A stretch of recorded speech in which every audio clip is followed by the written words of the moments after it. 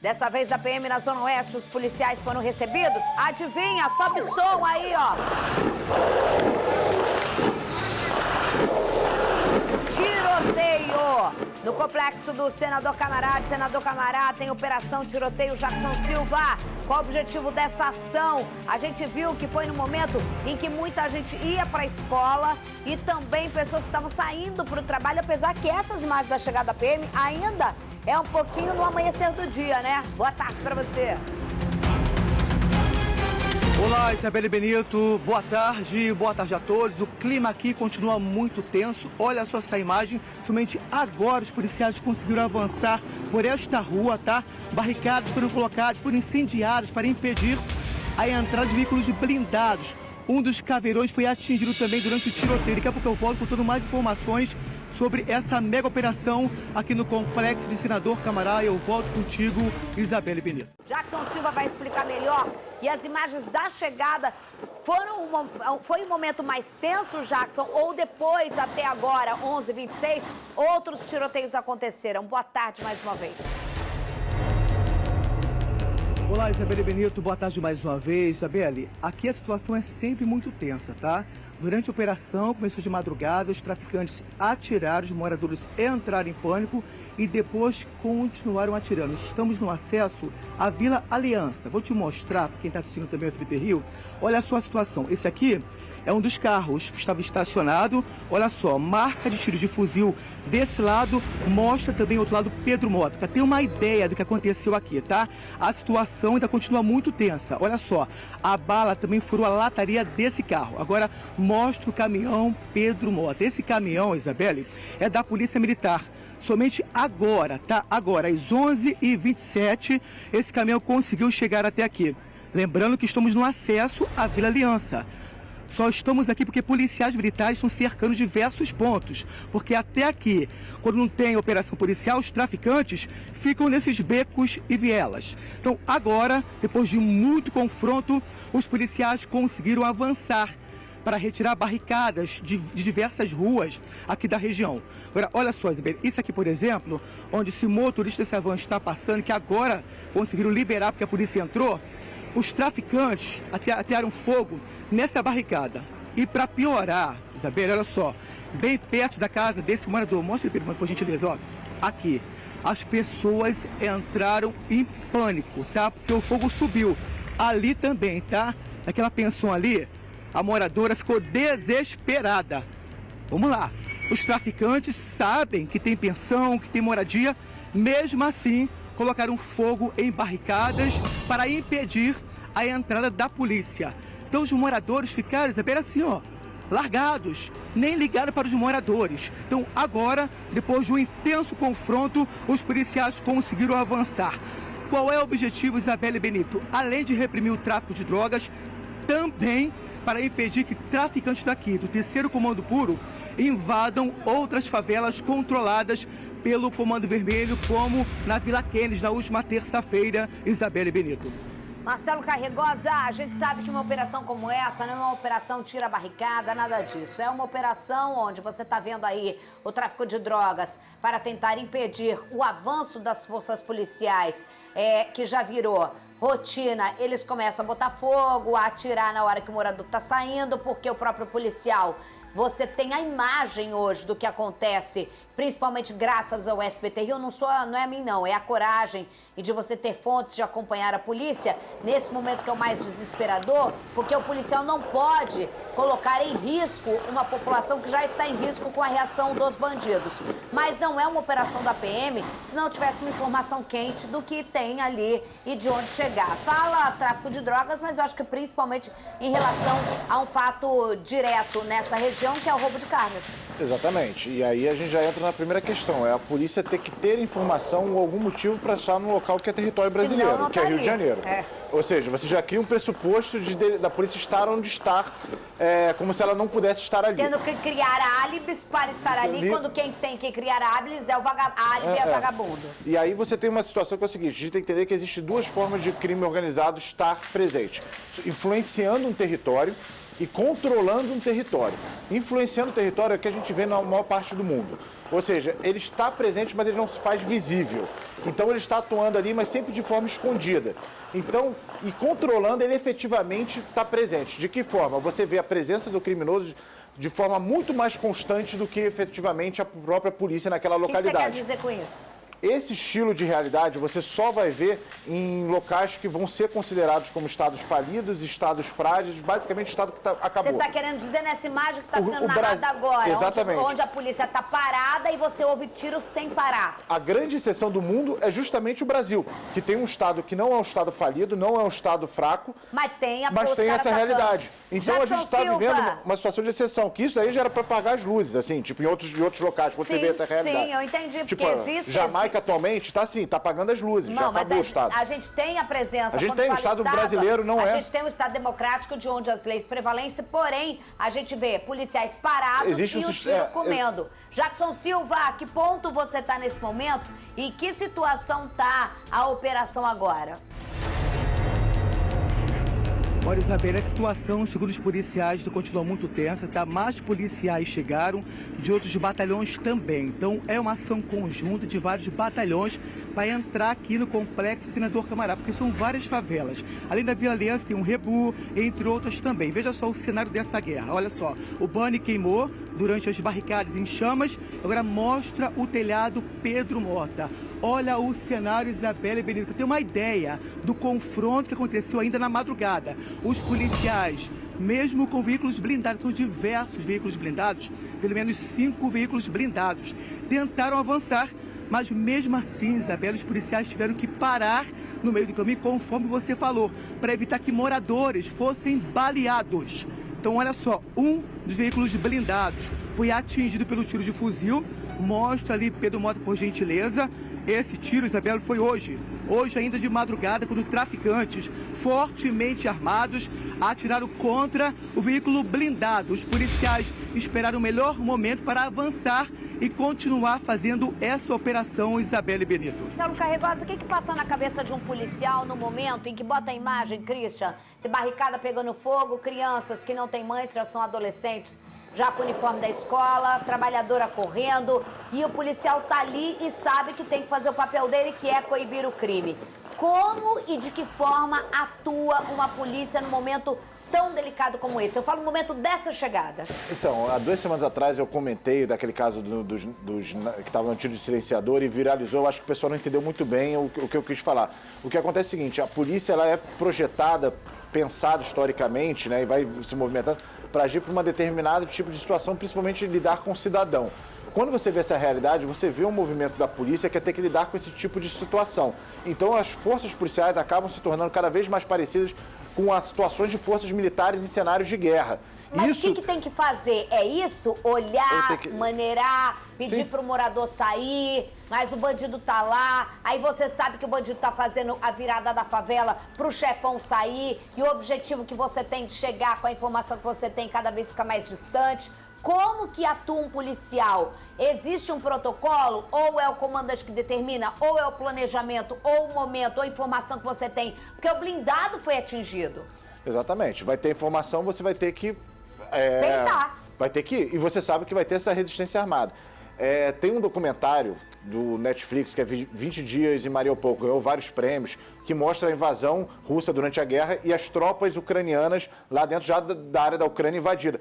Aí você olha a força, como as forças ali ucranianas vão estar agindo naquele território que a Rússia já entrou. Isso. É isso. E é assustador. É assustador. E aí tem uma cena que estão os jornalistas dentro do hospital, já virou território russo, e uma força especial ucraniana entra no território já que foi tomado pela Rússia. Para tirar. Você vai ver a dinâmica deles, você vai ver que é uma dinâmica que o SBT filma todo dia. Todo dia. Quer ver? Jackson Silva, mostra então pra gente como haja pergunta pra você que é de enfrentamento. A gente vê, é claro que tem o Dória, vai me dando aí os meninos. Tem o Jadson Marques, estão várias pessoas que alimentam a gente, enquanto o Jackson tá de um lado, entra com outra, em outra ponta com outros policiais. Mas como você, da sua visão jornalística, que tem o treinamento feito para a guerra, por causa que cobre favelas do Rio de Janeiro, Qual é a sensação que você tem, como jornalista, não só de tomar uma decisão de que vou avançar com a polícia, mas também desse dia a dia do policial do fronte? Como que eles fazem numa situação como essa? Por que eu faço essa pergunta, Jackson? Porque quem assiste a gente, nesse momento, já é mais tranquilo, eu sei pela minha experiência de repórter. Mas o momento mais tenso, gente, é o que a gente viu ali. Quando todo mundo tá correndo, aí o policial tá parado e você ouve tiro. O que você sente, não só para tomar a sua decisão, é óbvio, por segurança, mas o que você ouve das forças policiais? Existe uma autonomia ou esperam um comando ou existe um protocolo? Ô Isabelle, vamos lá, são duas questões, tá? Vamos falar primeiro sobre os policiais. Os policiais só entraram, existe um protocolo, claro, eles só entraram após o comando, né, que está hoje aqui, mandar entrar. Não conseguiram entrar por conta do tiroteio também e visando sempre, Isabelle, os moradores, porque a operação começou ainda de madrugada, mas os moradores saíam para trabalhar, aliás, tentavam sair para trabalhar, mas não conseguiram. E quem saiu de carro teve que voltar no meio do caminho, por conta dessas barricadas, em diversas ruas daqui. Então, falando sobre os policiais, tá? Eles precisaram esperar o comando falar avança, para depois avançar e seguir para diversas ruas daqui. Com relação ao morador, conversei com duas moradoras idosas. Isabelle, foi muito triste, porque, olha só, de idade elas falaram, tiveram que aprender táticas de guerra. Ou seja, hoje, por exemplo, deitaram no chão para se proteger do tiro. Isso não é vida para ninguém. Mora em uma comunidade onde o traficante coloca fogo em barricadas, perto da casa de moradores, não está nem aí para o morador, tiroteio na madrugada, iam sair para trabalhar e não conseguiram, Isabelle. Deitaram no chão, duas senhoras, deitaram no chão para se proteger. Que vida é essa? Ou seja, tiveram que aprender alguma tática de guerra para sobreviver nesse campo minado, Isabelle Benito. Obrigada, Jackson Silva, pelas informações aí com a gente, ao vivo. Daqui a pouco eu volto com você. Pode mudar de local, eu sei que está acontecendo em vários pontos, com, claro, a sua autonomia para a segurança da equipe. É a reportagem onde está o Jackson Silva. A ação é para reprimir roubos de veículos e tráfico de drogas. Mas assim que a polícia estava chegando, você sabe, vagabundo soltou o aço. Rodou. Tiros por toda parte. Moradores tiveram novamente a rotina alterada por causa da violência. Veículos blindados tentaram avançar, mas um deles foi atingido por tiros de fuzil. Barricadas em chamas fecharam as ruas. Era possível ver nuvens de fumaça de longe. Mais uma afronta de traficantes do complexo de Senador Camará, zona oeste do Rio de Janeiro. O resultado da guerra foi gravado por motoristas que passavam nos acessos às comunidades controladas pelo 3º Comando Puro. Aí, como é que tá a situação hoje aí, ó? Essa é a situação. Tá vendo? Um dos confrontos aconteceu aqui na estrada do Taquaral. Os policiais pararam com o veículo blindado neste ponto. E mais à frente, a poucos metros daqui, os traficantes atiraram. Veja só o reflexo dessa guerra. Atingiu várias casas de moradores. Aquele muro azul, por exemplo, tem 3 perfurações de tiros de fuzil. Carros que estavam estacionados também foram atingidos. Esse, por exemplo, a gente vê a marca de tiro de fuzil nessa janela. E aqui do outro lado também, no mesmo carro, a gente consegue ver também, olha só, a bala furou a lataria e outro carro também foi atingido pelas balas. A operação começou ainda na madrugada, agora são 9 horas da manhã e muitos moradores ainda não conseguiram sair de casa. E para quem vinha de carro, teve que voltar no meio do caminho. Isso porque muitas barricadas fecharam as ruas da região. Essas, por exemplo, a gente pode ver que ainda tem fogo, impedindo a passagem de veículos. A polícia tenta impedir o avanço de traficantes daqui para outras comunidades controladas pelo Comando Vermelho. Na última terça-feira, os bandidos do complexo do Senador Camará tentaram invadir a Vila Kennedy, em Bangu, também na zona oeste da cidade. Em meio à disputa por territórios, os bandidos rivais colocaram fogo em um caminhão que era de um morador. Seu Luiz, que tem quase 80 anos, usava o caminhão para trabalhar. Ele vai ter que começar do zero para sobreviver. Eu pago o aluguel, eu não sei como eu vou fazer da minha vida agora daqui para frente. Nesta quarta-feira, 7 homens foram presos. Segundo a polícia, eles fazem parte do tráfico de drogas da Vila Kennedy. Drogas e armas foram apreendidas com eles. Nesta quinta-feira, barricadas foram retiradas do complexo de Senador Camará. Estoques de pneus foram encontrados. Os pneus seriam incendiados por traficantes para impedir o trabalho dos agentes. Quem mora na região falou sobre a violência. Saindo para trabalhar e quase que a gente nem vinha.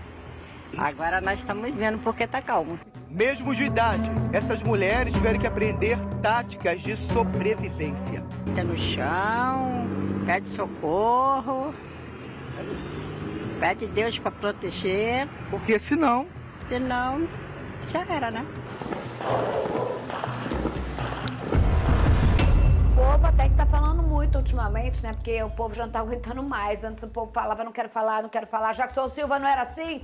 Não, Jackson, não, depois eu falo. Não vou falar, não me mostra. Até que o povo tá falando porque o povo não aguenta mais, gente. Onde você tá?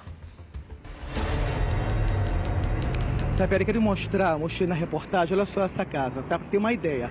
Ela fica na rua principal, onde vários ônibus passam por aqui. Olha só, mesmo distante da comunidade, ela foi atingida por tiro de fuzil nesse muro azul, Isabelle. Agora, mostra ali, por gentileza, os policiais já estão em pontos estratégicos, porque a operação já está acabando, tá, Isabelle? Agora, para contextualizar, você lembra do traficante peixe, o Rafael Alves? Lembra dele, que foi preso em abril do ano passado? Peixe que foi preso em abril do ano passado, pois é, não. mesmo preso. Peixe? Isso. Então, o Rafael Alves, o peixe, ele foi preso. O peixão, né? Pois é, confunde mesmo, tá? O peixe foi preso em abril do ano passado. Mesmo atrás das grades, ele ainda tem controle em diversas favelas aqui do complexo de Senador Camará. Aí você pergunta, Jackson, mas se ele está preso, deve ter alguém ajudando, né? E tem, Isabelle Benito.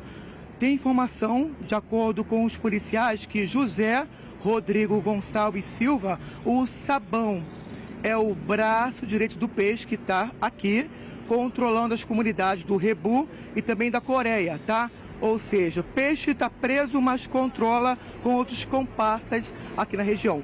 Além desse traficante do Sabão, tem também, segundo os policiais, o bandido conhecido como Bochecha. Também auxilia os traficantes daqui controlando o tráfico de drogas. Por isso, pela manhã, quando os policiais entraram, vários traficantes atiraram, e agora há pouco ouvimos os rádios de comunicação dos policiais, os bandidos mandando os traficantes, né, se retirarem na hora, ou se esconderem da polícia, né, para que não sejam vistos mais, para que não tenha mais confronto. Ou seja, que bom que tiveram o bom senso de não ter mais confronto, até porque, Isabela, os moradores começaram a voltar à rotina. Olha só, o comércio já está aberto, algumas pessoas agora, né, estão tentando chegar ao trabalho, Isabelle Benito. É CV aí? É Comando Vermelho? TCP. Porque eu sou da época que Coreia e Rebu... TCP, né? Simplesmente... É TCP? Acho que é. O que é, já? Porque eu sou da época aí que Coreia e o Rebu era uma guerra um com o outro. Tô doida? Jackson. Isabelle, isso foi no passado. Hoje em dia, a gente vai numa comunidade, aqui é do CV. No outro dia, já pertence ao TCP, sabe? Agora tá assim, então aqui, o complexo Senador Camará, ele pertence ao 3º Comando Puro, atualmente, infelizmente. Ele falou isso no passado, porque simplesmente eu lembro muito bem, na Zona Oeste, a gente, antes de Favela do Rola, antes de toda aquela história lá, era complicado, era era a área mais oeste que a gente ia de área de operação assim, era Coreia e Rebu. Porque ali ficava Vila Kennedy com um lado. Vila Kennedy lá, exatamente. O cruzeiro que você pegava, quem tinha lente boa, que o SBT tinha uma lente que pegava os caras lá no cruzeiro olhando.